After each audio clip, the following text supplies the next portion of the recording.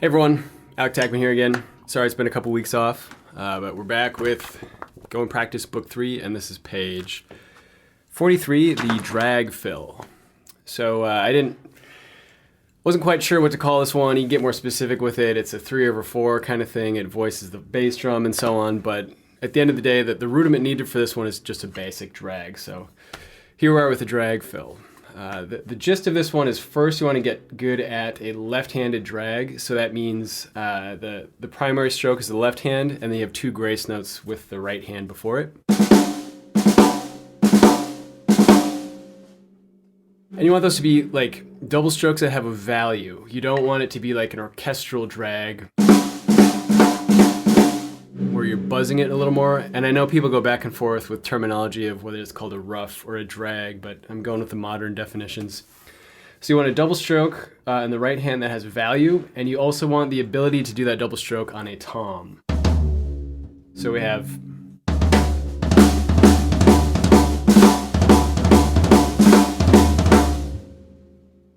So you want to practice those first before we dive into the pages. But anyway, starting with number 1, this is just the basic idea from the top. 3/4 feel, rim shot the left hand. So we have 1, 2, 3.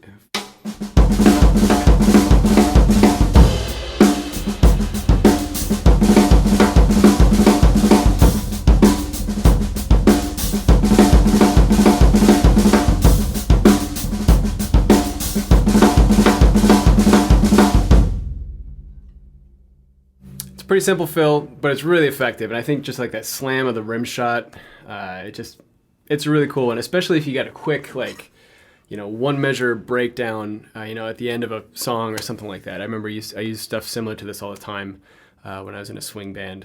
Number 2 is the same thing, but we're gonna have the right hand do is travel back and forth from the snare to the floor tom. The pattern's exactly the same, you're just alternating. And you can go however you want with this one. I just have it starting with the snare on the book. But anyway, here's number 2.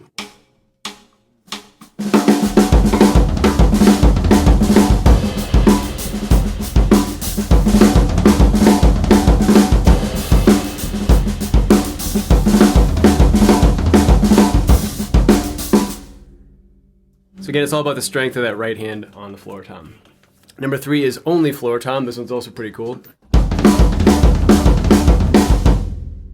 The bigger you get on the floor tom, tougher it's going to be, but stay in the center, I would say, for this one, because you want it to match like the articulation of the kick drum. It's almost going to have like an illusion that like you can't tell which drum is which when it's going at a certain speed. So yeah.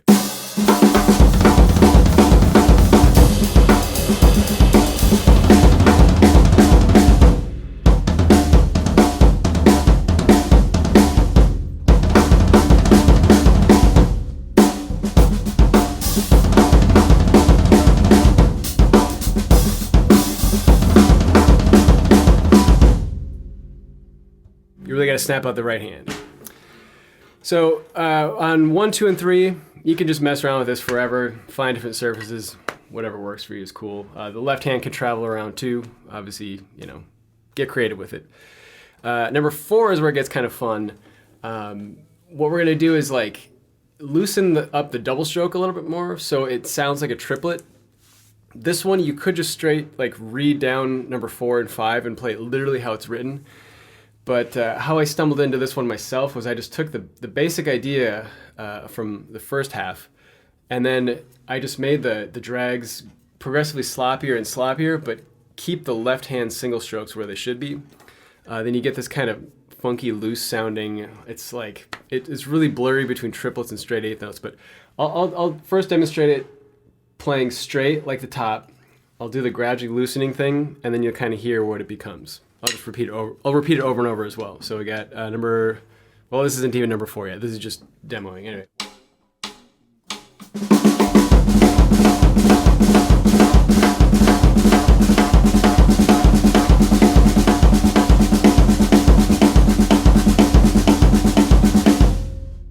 And it's almost like you're playing right, left bass as a 16th note. But you got to keep that rim shot where it belongs and the bass drum where it belongs. So it's like a triplet, eighth note, triplet, eighth note, da da da da da da da da da da, over and over. So number 4, as is, and I'll keep it on the snare to start with, so it's a little clearer.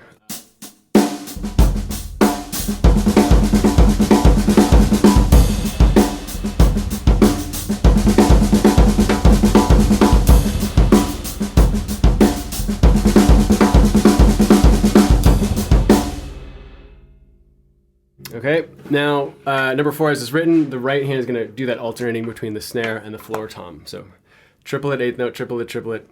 It's a funky feel. Number 4.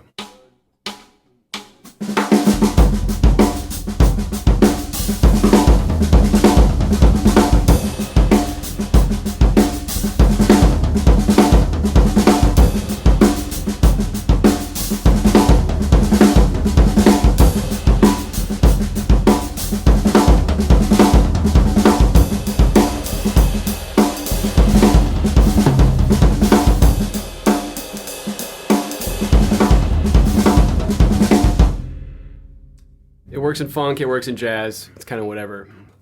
For this one, make sure though, I suppose you could do it the other way, but I'm only rim shotting every other left hand snare hit. You could try them all, that could work too. But anyway, lastly, number 5, same thing as number 4, but we're letting the left hand scoot up to here every once in a while. So we're splitting it between the that one with the rim shot and then the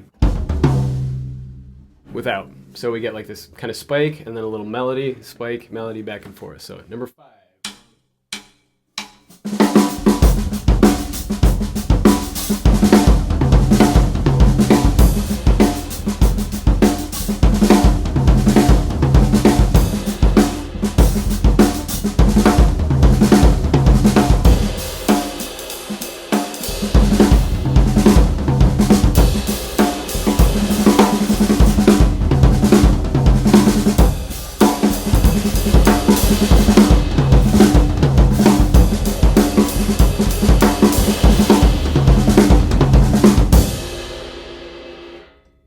Anyway, a little sloppy there in the end, but you get the idea of it.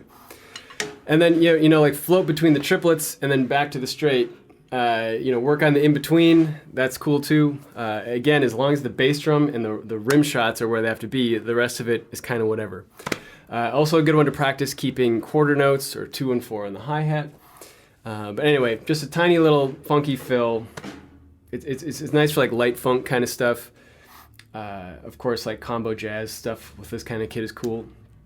If you're really strong and your right hand doubles, you can do this like on a rock kit too. It works just fine. It's got a really neat effect. But anyway, one of my favorite little fills based on the common left hand drag. But if you got any questions on this one, just let me know. If you haven't picked up a copy of the book, please do. And then thanks again for checking out the channel, and I'll see you all next week. Thanks, bye.